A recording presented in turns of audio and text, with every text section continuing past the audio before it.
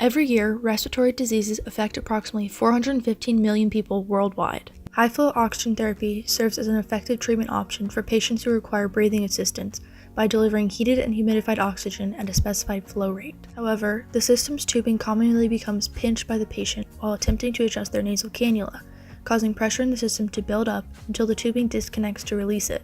After a disconnection, the patient's blood oxygen saturation levels begin dropping, indicating an insufficient supply of oxygen.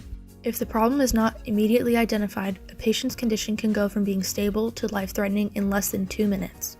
Sometimes a nurse will manually search through the tubing to determine if a disconnection has occurred, but this simple fix is often overlooked due to the strict time frame, and an emergency intubation is performed.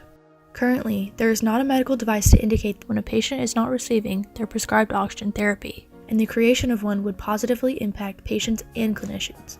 The high-flow sensor consists of a pressure sensor attached to an adapter, a sensor conditioning circuit, and a programmable circuit board with auditory and visual alarms.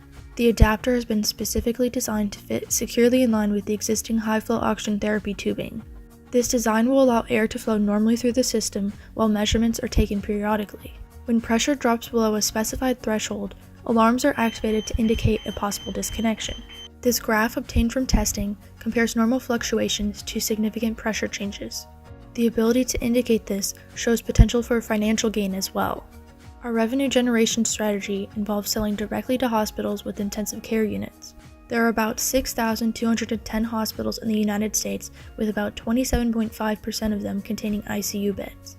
Initially, we will focus on some states in the Southeast region, which includes about 736 hospitals and 202 intensive care units.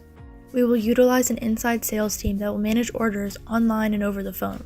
An initial purchase consisting of one circuitry box and 5 adapters will cost $150.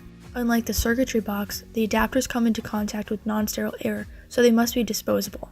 Therefore, we will develop a recurring revenue stream from continuous sales of the adapters.